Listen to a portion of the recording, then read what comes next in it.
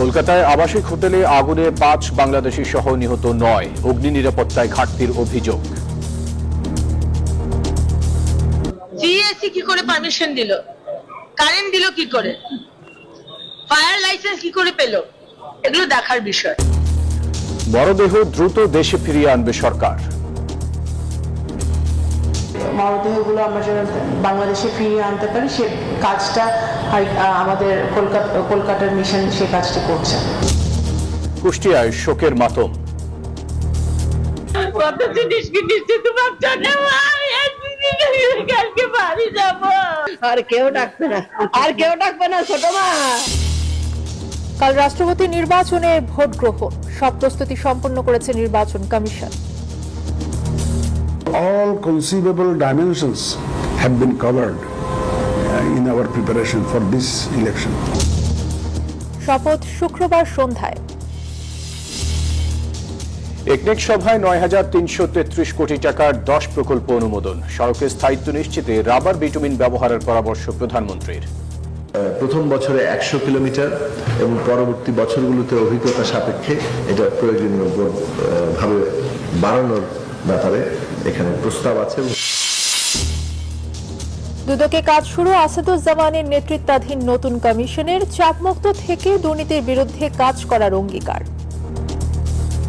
মানুষের প্রত্যাশার মতন করে প্রত্যাশা অনুযায়ী দেশের জন্য কাজ করতে পারি, দুদকের ভাবমূর্তি ফিরিয়ে আনতে পারি। প্রথম দিনেই ৪২৭ মামলা। ঢাকা চট্টগ্রাম মহাসড়কে এআই প্রযুক্তির স্বয়ংক্রিয় জরিমানা। পিঙ্ক বাসে নারীদের নিরাপদ যাতায়াত। আজকে বাসে উঠে অনেক ভালো লাগছে যে নিউ মার্কেট নেমে অন্তত হেঁটে তো যেতে পারবো। স্বাচ্ছন্দ্য তো অবশ্যই লাগবে, আমাদের ছেলেদের সাথে আর মেলামেশা করে যেতে হবে না, এটি আমাদের জন্য ভালো। কারাগার থেকে মুক্ত সাবেক প্রধান বিচারপতি খায়রুল হক শেষ বিদায় জানাতে কাল ১২ ঘন্টার প্যারোলে মুক্তি পাচ্ছেন দীপু মনি। স্বাগত নিউজ 24 সংবাদে আপনাদের সাথে আছি আমি তাসনিম অর্থী এবং আমি ফয়সাল মাহমুদ। দর্শক দেখছিলেন সুপার বোর্ড সংবাদ শিরোনাম। কলকাতার একটি হোটেলে ভয়াবহ অগ্নিকাণ্ডে প্রাণ গেল ৫ বাংলাদেশি সহ ৯ জনের। এমন ঘটনায় অনুমোদনহীন হোটেল ব্যবসায়ীদের বিরুদ্ধে কঠোর ব্যবস্থা নেওয়ার আশ্বাস দিয়েছে পশ্চিমবঙ্গ সরকার। ভোররাতে নিউ মার্কেট সংলগ্ন মির্জা গালিব স্ট্রিটে এই অগ্নিকাণ্ডের ঘটনা ঘটে। এই ঘটনায় ৫ সদস্যের বিশেষ তদন্ত কমিটি গঠন করা হয়েছে। হতাহতের ঘটনায় শোক প্রকাশ করেছেন কলকাতার মুখ্যমন্ত্রী শুভেন্দু অধিকারী। একটি আগুন শুধু কয়েকটি প্রাণ কেড়ে নেয়নি, নিভিয়ে দিয়েছে বাংলাদেশে অপেক্ষায় থাকা বহু স্বজনের আলো। চিকিৎসার আশায় কলকাতায় যাওয়া মানুষগুলোর জন্য যে শহর ছিল সুস্থ হয়ে ফেরার ঠিকানা, সেই কলকাতাতেই এখন স্বজনদের কান্না। মির্জা গালিব স্ট্রিটের হোটেলে ভয়াবহ আগুনে প্রাণ গেছে ৫ বাংলাদেশি সহ অন্তত ৯ জনের। নিহত বাংলাদেশিদের মধ্যে ৪ জনই একই পরিবারের সদস্য, আহত আরও ৬ বাংলাদেশি। ফায়ার সার্ভিস যারা ছিল তারা আসলে আমাদের কাছে বলতেছে আপনারা তাড়াতাড়ি বের হন আমাদের সঙ্গে। দেখলাম যে চিল্লাচিল্লি করছে, এইখানে দরজা খুলে বাড়াবাড়িটা চিকিৎসার জন্য কলকাতায় যাওয়া বাংলাদেশিদের বড় একটি অংশ থাকেন নিউ মার্কেট ও আশেপাশের স্বল্প মূল্যের হোটেলে। ৫ তলা ভবনের প্রতিটি তলায় ছিল ভিন্ন নামে একাধিক হোটেল। দুর্ঘটনার কবলে পড়া হোটেলটি কলকাতার ফায়ার সার্ভিসের সদর দপ্তরের একেবারে পাশেই। আগুন ছড়িয়ে পড়ার পর প্রাণ বাঁচাতে হুড়োহুড়ি শুরু হয়। এই অবস্থায় অনেকের জন্য বের হওয়ার পথ হয়ে ওঠে মৃত্যুর ফাঁদ। লাইসেন্স ও সুরক্ষা ছাড়পত্র ছাড়া চলা অবৈধ হোটেলগুলোর বিরুদ্ধে কঠোর ব্যবস্থা নেওয়ার কথা জানিয়েছে পশ্চিমবঙ্গ সরকার। যে সমস্ত বাড়িতে এই ধরনের গেস্ট হাউস যারা চালাচ্ছে তারা সমস্ত কিছু যে ধরনের সমস্ত পারমিশন লাইসেন্সের দরকার হয় সেগুলো আছে কিনা সেগুলো দেখা হবে, তাদের অ্যারেস্ট করা হবে এবং আইন অনুযায়ী তাদের বিরুদ্ধে ব্যবস্থা নেওয়া হবে। এদিকে আহত বাংলাদেশিদের দেখতে হাসপাতালে যান কলকাতার বাংলাদেশ ডেপুটি হাই কমিশনের দূতালয় প্রধান আয়েশা আক্তার। আহতদের চিকিৎসার খোঁজ নেন তিনি। আসমাতুলি, নিউজ 24। ভারতে আবাসনে অনিয়মের বলি হলেন চিকিৎসা নিতে যাওয়া সাধারণ বাংলাদেশিরা। কলকাতার নিউ মার্কেটের অগ্নিকাণ্ড যেন সেই ভয়াবহ বাস্তবতারই নির্মম উদাহরণ, যেখানে আবাসিক ভবন বাণিজ্যিক কাজে ব্যবহার করা হয় আর অগ্নি নিরাপত্তার ঘাটতিতে নারী শিশু সহ প্রাণ গেছে অনেকের। কলকাতার এই এলাকায় গায়ে গায়ে দাঁড়িয়ে আছে অসংখ্য বহুতল ভবন। আবাসিক ভবন হিসেবে নির্মাণ হলেও এখন ব্যবহার হচ্ছে বাণিজ্যিক কাজে। দেধারসে চলছে হোটেল ব্যবসা, অথচ নেই পর্যাপ্ত অগ্নি নিরাপত্তা ব্যবস্থা, নেই জরুরি বহির্গমন পথ। ভবন নির্মাণ ও ব্যবহারে সরকারি নিয়ম মানা হয়েছে কিনা তা নিয়েও রয়েছে প্রশ্ন। ফলে অনিয়মে গড়ে ওঠা এসব ভবনই হয়ে উঠেছে এক একটি জীবন্ত মৃত্যু ফাঁদ। ভারতের কলকাতায় গড়ে ওঠা ভবনগুলোর বেহাল পরিস্থিতির কথা স্বীকার করেছেন খোদ বিজেপির বিধায়ক অগ্নিমিত্রা পাল। ট্রেড লাইসেন্স কি করে পেলো, জিএসি কি করে পারমিশন দিল, কারেন্ট দিল কি করে, ফায়ার লাইসেন্স কি করে পেলো, এগুলো দেখার বিষয়। একটা টিম গঠন করছি এবং এই কেএমসি এবং প্যান বেঙ্গল এই ধরনের হোটেল যারা চালাচ্ছেন ইলিগালি তারা বন্ধ করে দিন, নয়তো আমরা গিয়ে বন্ধ করব। এর মধ্যেই ভবন অব্যবস্থাপনার বলি হয়েছেন ভারতে চিকিৎসা নিতে যাওয়া বাংলাদেশি নাগরিকেরা। নিউ মার্কেটের মির্জা গালিব স্ট্রিটের একটি বহুতল ভবনের হোটেল রুমে ঘুমন্ত অবস্থায় প্রাণ গেছে তাদের। অভিযোগ উঠেছে সরকারি অনুমোদন ও বিধিনিষেধের তোয়াক্কা না করে আবাসিক ভবনকে বাণিজ্যিক কাজে ব্যবহারের কারণেই ঘটেছে এমন ঘটনা। এখানে এই ধরনের ঘটনা ঘটছে, সুতরাং এই ধরনের ঘটনার ব্যাপারে একেবারেই আমরা একেবারে জিরো টলারেন্স। শুধু একটি ভবন নয়, নিউ মার্কেট এলাকায় এমন একাধিক ভবনই নেই পর্যাপ্ত নিরাপত্তা সরঞ্জাম। এতে নিয়ম না মেনে আবাসিক ভবনের বাণিজ্যিক ব্যবহার, অগ্নি নিরাপত্তায় ঘাটতি আর কর্তৃপক্ষের নজরদারির অভাব সব মিলিয়ে আগুনের সামান্য স্ফুলিঙ্গই যেন কেড়ে নিতে পারে বহু প্রাণ। কলকাতার নিউ মার্কেটের আগুন যেন তারই ভয়াবহ উদাহরণ। নীরব দাস, নিউজ 24। কলকাতায় অগ্নিকাণ্ডে নিহত বাংলাদেশিদের দেশে ফেরাতে সর্বোচ্চ অগ্রাধিকার দিচ্ছে সরকার। আগুনে আহত বাংলাদেশিদের প্রাথমিক চিকিৎসা দেয়া হয়েছে। যে কোনো সহায়তার জন্য সার্বক্ষণিক হেল্পলাইন চালু করেছে কলকাতার বাংলাদেশ উপ হাইকমিশন। দুপুরে পররাষ্ট্র মন্ত্রণালয়ের সংবাদ সম্মেলনে এই কথা জানান পররাষ্ট্র প্রতিমন্ত্রী শামা ওবায়েদ।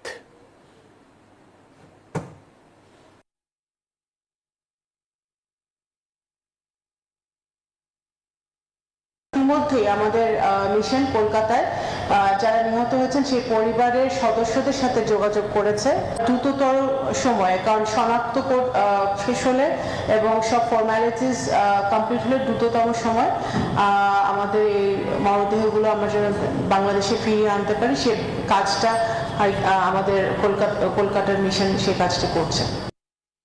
কলকাতার নিউ মার্কেট এলাকার আবাসিক হোটেলের আগুনে প্রাণ হারিয়েছেন কুষ্টিয়ার একই পরিবারের 4 জন। এ ঘটনায় নিহত হন সাভারের এক ব্যবসায়ীও। প্রতিনিধিদের পাঠানো তথ্যচিত্রের ডেস্ক রিপোর্ট। কথা ছিল চিকিৎসা শেষে ফিরবেন দেশে, মায়ের জন্য আনবেন বাহারি জিনিস, তা আর হলো না। কুষ্টিয়ার সাংবাদিক দেবাশিস দত্ত এখন ফিরবেন কফিন বন্দী হয়ে। কালকে বাড়ি যাবো, আমি বাবা বাড়ি আয়, এই কথা আমার ওর একটা কিছু হলে ছোট মা এইটা হয়েছে, ছোট মা ওইটা হয়েছে, আর কেউ ডাকবে না, ছোট মা হয়েছে। মঙ্গলবার দিবাগত রাতে কলকাতার একটি আবাসিক হোটেলে ভয়াবহ আগুন লাগে। সেই আগুন দেবাশিস দত্তের সাথে কেড়ে নেয় তার স্ত্রী, 3 বছরের সন্তান আর শ্বশুরের জীবনও। জেলায় যে সাংবাদিক যারা আছি তাদের জন্য একজন ভালো সংবাদকর্মীকে আমরা হারালাম। সহকর্মী দেবাশিস দত্তের এই অকাল মৃত্যুতে আমরা সকলে যেহেতু গভীরভাবে শোকাহত। একই আগুনে মারা যান সাভারের বেগুনবাড়ি এলাকার ব্যবসায়ী আহমেদ বাবুও। তার মৃত্যুতেও এলাকায় নামে শোকের ছায়া। Desk report, news 24। রাষ্ট্রপতি নির্বাচনের ভোট গ্রহণের সব প্রস্তুতি সম্পন্ন করেছে নির্বাচন কমিশন। এই কথা জানিয়েছেন প্রধান নির্বাচন কমিশনার AMM নাসির উদ্দিন। বৃহস্পতিবার দুপুরে জাতীয় সংসদে ভোট গ্রহণ হবে আর বঙ্গভবনে নতুন রাষ্ট্রপতির শপথ গ্রহণ হবে শুক্রবার সন্ধ্যা 7:30টায়। বিকেলে সংসদ ভবনে বিএনপির সংসদীয় দলের সভা শেষে এই কথা জানান হুইপ নুরুল ইসলাম মনি। দীর্ঘ ৩৫ বছর পর বৃহস্পতিবার জাতীয় সংসদে অনুষ্ঠিত হতে যাচ্ছে রাষ্ট্রপতি নির্বাচন। 2 জন প্রার্থী প্রতিদ্বন্দ্বিতা করায় ভোটের মাধ্যমেই নির্ধারণ হবে কে হবেন বঙ্গভবনের বাসিন্দা। রাষ্ট্রপতি নির্বাচনে বিএনপি ও সমমনা দলের প্রার্থী মির্জা ফখরুল ইসলাম আলমগীর আর জামায়াত সহ 11 দলীয় জোট প্রার্থী অবসরপ্রাপ্ত কর্নেল অলি আহমেদ মোট 349 জন সংসদ সদস্য ভোট দিয়ে রাষ্ট্রপতি নির্বাচিত করবেন। নিরঙ্কুশ সংখ্যাগরিষ্ঠতা থাকায় বিএনপি প্রার্থীর জয় প্রায় সুনিশ্চিত। ভোটের একদিন আগে জাতীয় সংসদে অনুষ্ঠিত হয় সরকারদলীয় সংসদ সদস্যদের সভা। সভাপতিত্ব করেন প্রধানমন্ত্রী তারেক রহমান। পরে ব্রিফিংয়ে সরকারদলীয় চিফ হুইপ জানান, এই নির্বাচনের মাধ্যমে গণতন্ত্রের ঐতিহাসিক যাত্রা শুরু হবে। সরকার এবং বিরোধী দল ইনক্লুসিভ হয়ে দেশকে গণতন্ত্র প্রতিষ্ঠা করতে চাই এবং দেশের অগ্রগতিকে অব্যাহত রাখতে চাই। গণতন্ত্রের নতুন যাত্রা শুরু হবে আগামীকালকে আবার নতুন করে আবার রাষ্ট্রপতি নির্বাচনের মধ্য দিয়ে। এর আগে নির্বাচন কমিশনে রাষ্ট্রপতি নির্বাচনের সার্বিক প্রস্তুতির কথা জানান প্রধান নির্বাচন কমিশনার এবং রাষ্ট্রপতি নির্বাচনের প্রধান নির্বাচনী কর্মকর্তা। All conceivable dimensions have been covered in our preparation for this election. যখন কাউন্টিংটা শেষ হয়ে যাবে তখন সিইসি অ্যাজ নির্বাচনী কর্তা ওই যে রেজাল্টটা অ্যানাউন্স করে দিবেন, সবার সামনে অ্যানাউন্স করে দিবেন, অ্যান্ড দ্যাট ইজ ফাইনাল। সবশেষ 1991 সালের 8 অক্টোবর রাষ্ট্রপতি পদে ভোট হয়েছিল। সাইফুল ইসলাম, নিউজ 24, ঢাকা। প্রায় 9.5 কোটি টাকা ব্যয়ে 10টি প্রকল্প অনুমোদন দিয়েছে জাতীয় অর্থনৈতিক পরিষদের নির্বাহী কমিটি একনেক। বুধবার প্রধানমন্ত্রী তারেক রহমানের সভাপতিত্বে এই সভা অনুষ্ঠিত হয়। সভায় গ্রামীণ সড়ক টেকসই করতে রাবার বিটুমিন ব্যবহারের নির্দেশ দিয়েছেন প্রধানমন্ত্রী। সভা শেষে সাংবাদিকদের এসব কথা জানান পরিকল্পনা প্রতিমন্ত্রী জুনায়েদ সাকি। স্বাস্থ্যখাতে সংকট দূর করে সেবার মান বাড়ানো বিএনপি সরকারের অন্যতম নির্বাচনী প্রতিশ্রুতি। সেই প্রতিশ্রুতি বাস্তবায়নের অংশ হিসেবে ঢাকা মেডিকেল কলেজে নতুন 5টি ভবন নির্মাণের উদ্যোগ নিয়েছে সরকার। এর মধ্যে শিক্ষার্থী ও কর্মচারীদের জন্য 2টি আবাসিক ভবন ও একটি একাডেমিক ভবন রয়েছে। এই প্রকল্পে ব্যয় ধরা হয়েছে 1154 কোটি টাকা। অর্থবছরের দ্বিতীয় একনেক সভায় সবচেয়ে বড় বরাদ্দ পেয়েছে গ্রামীণ সড়ক পুনর্বাসন ও শক্তিশালীকরণ প্রকল্প, যার ব্যয় 4963 কোটি টাকা। বুধবার প্রধানমন্ত্রী তারেক রহমানের সভাপতিত্বে অনুষ্ঠিত একনেক সভায় 9333 কোটি টাকা ব্যয়ে 10টি প্রকল্প অনুমোদন দেওয়া হয়েছে। এর মধ্যে 6টি নতুন ও 4টি সংশোধিত প্রকল্প। 2টি প্রকল্প যাচাই বাছাইয়ের জন্য ফেরত পাঠানো হয়েছে। 12টি প্রকল্পের মধ্যে মোট 10টি প্রকল্প অনুমোদিত হয়েছে। কোনো প্রকল্পের পর্যবেক্ষণ আছে এবং কিছু শর্ত আছে। 2টি প্রকল্প রিভিউ করার জন্য আবার ফেরত পাঠানো হয়েছে। সবাই গ্রামীণ সড়ক টেকসই করতে রাবার বিটুমিন ব্যবহারের নির্দেশ দিয়েছে প্রধানমন্ত্রী। পাশাপাশি রামু সেনানিবাসের অবকাঠামো উন্নয়নে প্রাকৃতিক পরিবেশ অক্ষুণ্ণ রাখার নির্দেশনাও দিয়েছেন তিনি, জানান পরিকল্পনা প্রতিমন্ত্রী।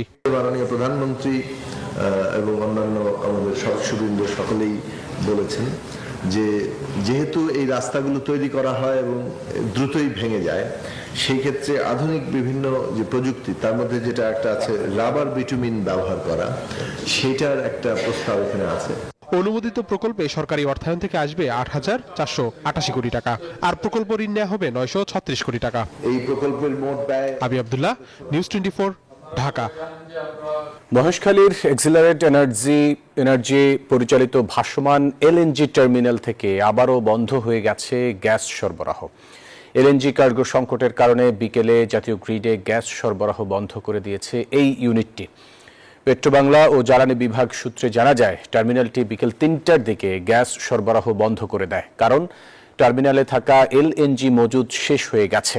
গত 21 জুলাই একটি অগ্নিকাণ্ডের ঘটনার পর টার্মিনালটি 25 দিন কার্যক্রমের বাইরে ছিল। এরপর মাত্র 4 দিন আগে এটি আংশিকভাবে এলএনজি সরবরাহ পুনরায় শুরু করেছিল। সূত্রগুলো জানায়, এলএনজির মজুদ কমে আসায় মঙ্গলবার থেকেই টার্মিনালটি ধীরে ধীরে গ্যাস সরবরাহ কমিয়ে দিয়েছিল।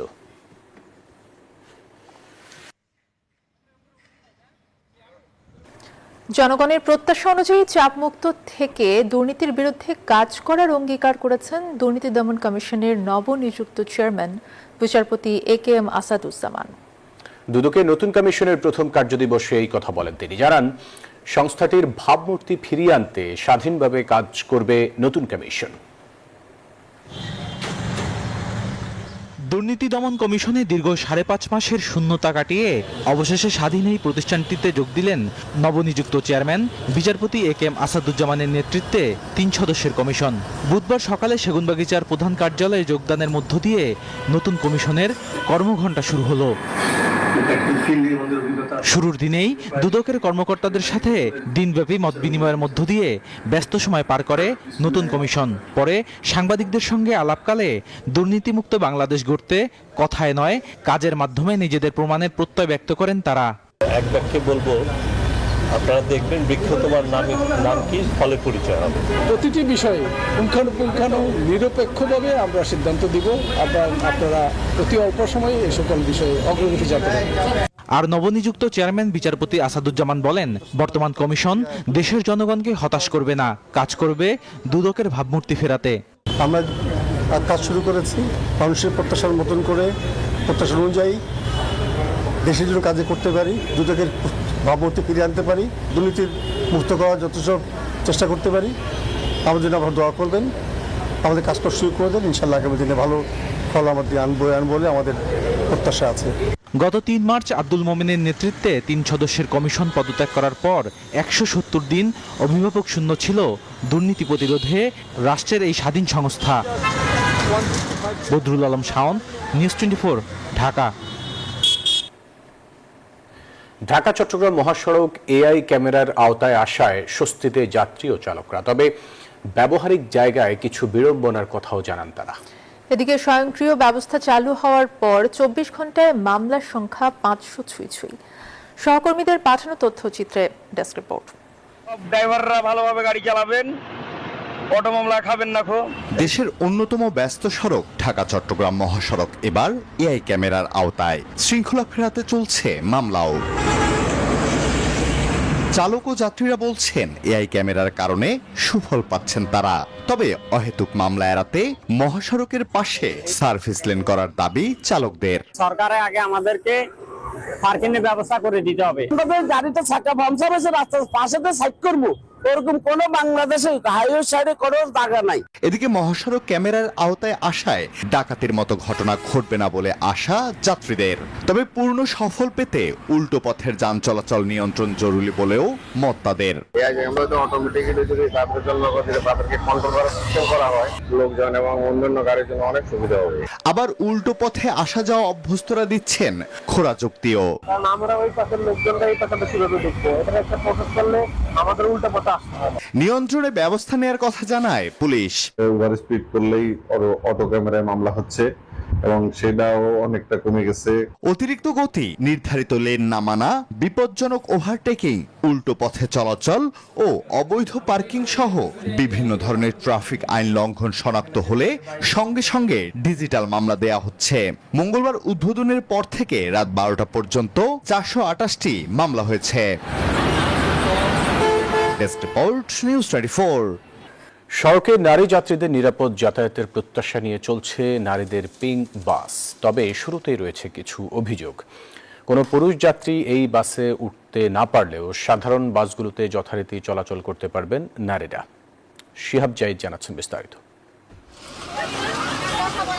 স্টিয়ারিংয়ে শক্ত হাত, চোখে আত্মবিশ্বাস। পুরুষতান্ত্রিক চেনাবৃত্ত ভেঙে ঢাকার রাজপথে নারী সারথীরা। যে পথ ছিল শঙ্কার, সেই পথেই এবার স্বস্তির ছোঁয়া। এ যেন শহরের পথে নারীর স্বাধীনতার আরেকটি নতুন অধ্যায়। সকাল 8:40 বাস ডিপো থেকে শুরু নারীদের পিঙ্ক বাসের যাত্রা। কেউ শিক্ষার্থী, কেউ চাকরিজীবী। স্বাচ্ছন্দ্য তো অবশ্যই লাগবে, আমাদের ছেলেদের সাথে আর মেলামেশা করে যেতে হবে না, এটি আমাদের জন্য ভালো। আজকে বাসে উঠে অনেক ভালো লাগছে যে নিউ মার্কেট নেমে অন্তত হেঁটে তো যেতে পারবো। নারীদের জন্য ভালো উদ্যোগ নিয়েছে সরকার, আমরা এই সরকারকে সাপোর্ট করি।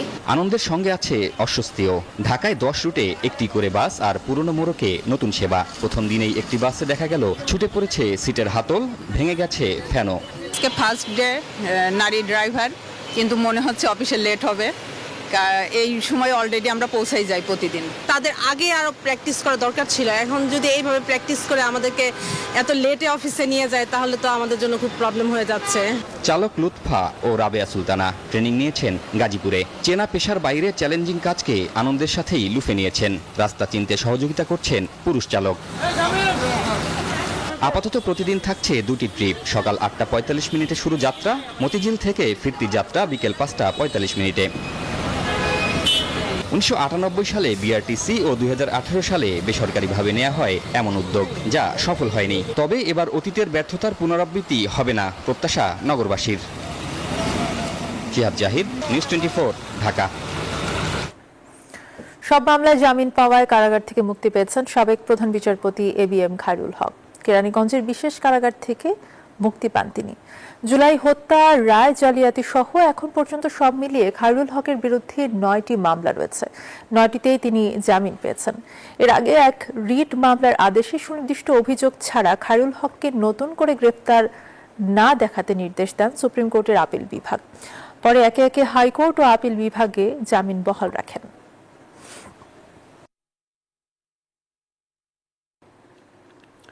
স্বামী ব্যারিস্টার তৌফিক নেওয়াজকে শেষ বিদায় জানাতে 12 ঘন্টার জন্য প্যারোলে মুক্তি পাচ্ছেন সাবেক মন্ত্রী ও কার্যক্রম নিষিদ্ধ আওয়ামী লীগের যুগ্ম সাধারণ সম্পাদক দীপু মনি। মুন্সিগঞ্জের জেলা ম্যাজিস্ট্রেট ও জেলা প্রশাসক সৈয়দা নূর মহল আশরাফি জানান, বৃহস্পতিবার সকাল 6টা থেকে সন্ধ্যা 6টা পর্যন্ত তাঁর প্যারোলে মুক্তির আবেদন মঞ্জুর করেছেন। মঙ্গলবার রাজধানীর একটি হাসপাতালে চিকিৎসাধীন অবস্থায় মারা যান দীপু মনির স্বামী ব্যারিস্টার তৌফিক নেওয়াজ।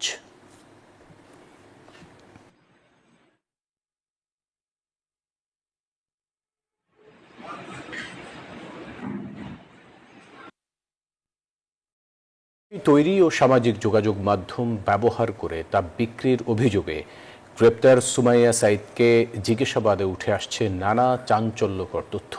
মাত্র 6 মাসে সে তৈরি করে কয়েকশো পর্ন ভিডিও, যার মাধ্যমে সে আয় করে 48 লাখ টাকার বেশি।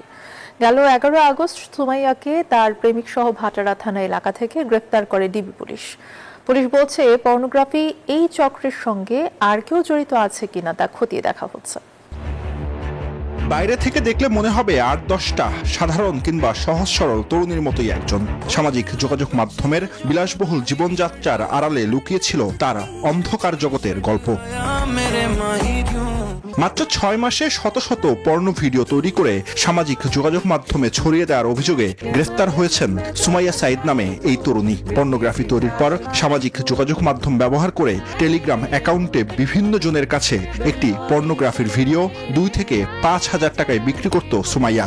এভাবে সে গত 6 মাসে কামিয়েছে 48 লাখ টাকার বেশি। প্রাথমিকভাবে সে আমাদের কাছে যতটুকু বলেছে বা জানতে পেরেছি, সে প্রায় 6 মাস বা 6 মাসের কাছাকাছি একটা সময়, একটু কম বেশি এরকম সময় ধরে সে এই কাজগুলো করছে এবং তার অ্যাকাউন্টে প্রায় আমরা 48 লাখ টাকা লেনদেনের একটা প্রাথমিক তথ্য আমরা পেয়েছি। পুলিশ বলছে তার এই অপকর্মের সঙ্গে সরাসরি জড়িত ছিল তার প্রেমিক। রিমান্ডে জিজ্ঞাসাবাদ করলে আরও তথ্য পাওয়া যাবে বলছে পুলিশ। সে নিজেই প্রডিউস করত, তার সাথে তার আরেকজন সহযোগীকে আমরা পেয়েছি এবং আমরা এখনো তদন্ত করতেছি যে আসলেও আরও কোনো সহযোগী আছে কিনা বা থাকলে তারা কিভাবে আছে। তবে সুমাইয়ার এই পর্নোগ্রাফি চক্রের সঙ্গে পরিবারের আর কারো সম্পৃক্ততা ছিল কিনা সে বিষয়ে এখনো নিশ্চিত নয় পুলিশ। একদিনের রিমান্ড মঞ্জুর করেছে। জুবায়ের সানি, নিউজ 24, ঢাকা। আর এই ছিল নিউজ 24 সংবাদে। ধন্যবাদ সবাইকে।